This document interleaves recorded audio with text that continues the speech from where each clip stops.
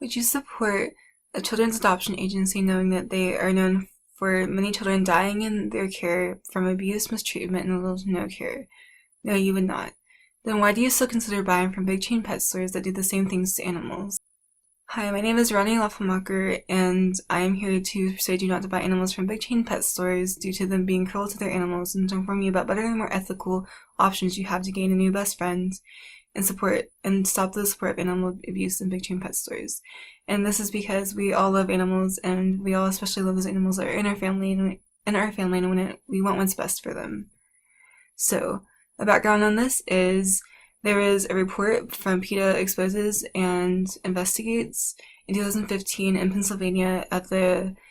Holmes Chinchilla Ranch, and that is one of Petco's main suppliers of their animals. And there's a picture of it up here of some bunnies that are dead alongside living bunnies in these horrible rancid conditions. And it was also found in the investigation that many of the animals were also frozen or gassed to death, and also that they were sick or injured and there was no way for them to get help. And this issue was covered by the New York Daily News and the Dodo and some of their reports kind of covering the whole issue. So, today I am going to further explain why you should not buy animals from big chain pet stores but from adoption agencies and animal shelters because of the abuse and neglect they get from these big chain pet stores, the health risks and future health problems they could possibly have from this abuse, and so that big chain pet stores have to make a change before anyone supports them further. So the problem is, if we continue to buy from these big chain pet stores, the animals will continue. So the animals are just getting abused, their care is going down, and it's just awful conditions that they're in. And the only way to stop this is to stop buying from the big chain pet stores. And a kind of illustration of this is, of course, the Holmes Farm in Pennsylvania, where these animals are just in horrible, awful conditions because people want these animals. So kind of some side effects of these animals being abused is there's a source from Ken Barnes and the Chilling Reasons Why You Shouldn't Buy Your Pets from a Pet Store, and also from the ASPA, and it's saying that basically these dogs and stuff that you get also have kennel cough and kidney disease and many others that you're going to have to spend money on when you actually do adopt the animal, because the people at Petco and the employees do not take care of the animals or take them to a doctor or anything else. And every time a puppy is bought, basically a new one is brought in from the mill, and so it's just this perpetual, just a situation that we're in, and this constant cycle, and nothing ever helps. And the animals are constantly mistreated and are often sent back to the warehouse to die if they are found in horrible conditions in the pet store. And this was covered by Dr. Deborah Leichenberg, who found a parrot in one of the Petco's pet stores, and it was sent back to the warehouse, and who knows whatever happened to it.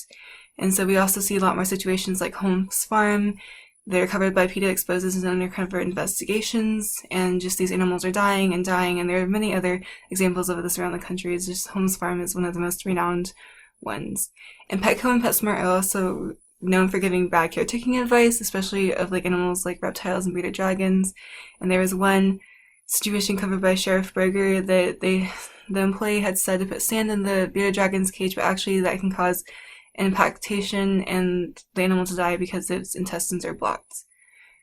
And the animals are also shipped with improper packaging and care whenever they are sent from one state to another because they have no food. Why should you care about this problem? It's simple, because you're the one perpetuating the cycle. You're the one that wants to buy the fish, the dog, the cat, the rabbit, the dragon, the snake from the pet store, and so therefore you're basically endorsing Petco and PetSmart to be like, hey, we need to supply more animals, and this constant neglect and abuse is a constant cycle because you are the one wanting them. So that's why you should think about being more ethical about your decisions,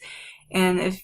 possibly consider buying from ethical breeders, renowned specialists, or shelters, not big chain pet stores, so that basically big chain pet stores can see the problem in what they're doing and either change it altogether and actually take care of their animals, or basically just get rid of their animals altogether, and knowing that we're not supporting them for the abuse that they are neglecting on their animals. So a solution to this problem is to obviously go to local pet stores or local humane societies or something that actually take care of the animal. And if you're looking for a specific pet, go to reputable online breeders, do your research, and don't perpetuate a company that has its own self at its best interest and not the interest of these animals.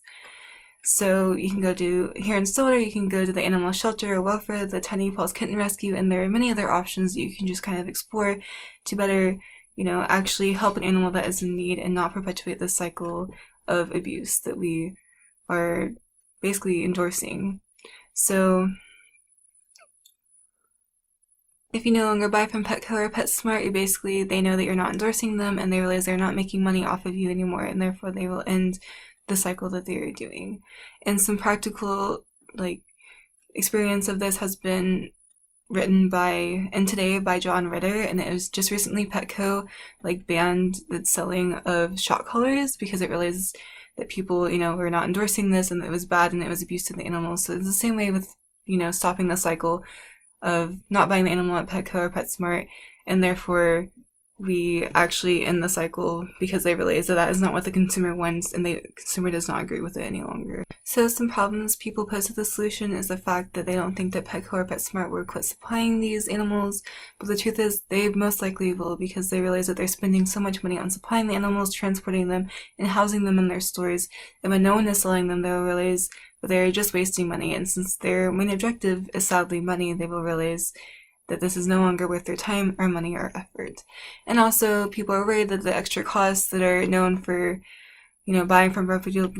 breeder or someone online or something like that is too much money, but the reality is save up the extra money, because if you buy animals from Petco or PetSmart, you're probably going to have to spend your extra money to make them healthy anyway, because there's always most likely something actually wrong with the animal that we just don't realize. An example of this is let's just say you go to the local Petco in Stillwater and not some other online reputable breeder. You go in, you get a ball python, you've wanted it for years. You look at the cage, there's a ball python dead next to the only other ball python in the cage. You get an employee and you believe them, and they say, hey, it happens sometimes, our animals die sometimes, it's normal. You take the python home, despite the fact that you notice some blisters on it, and 2 weeks later it dies of sepsis. That is kind of an example of this thing that we're perpetuating, because you just wasted so much money on an animal that just died because it was already so sick. So, in conclusion, rescue for the funding of more rescues. Do not buy and endorse abuse for the endorsement of more abuse.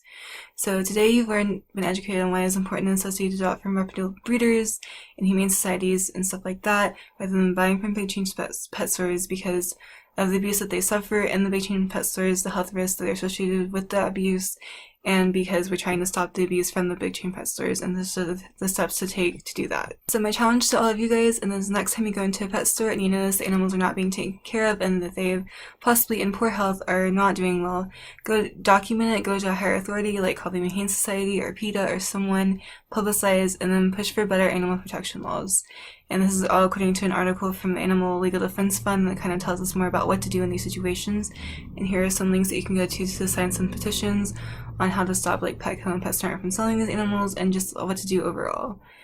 So,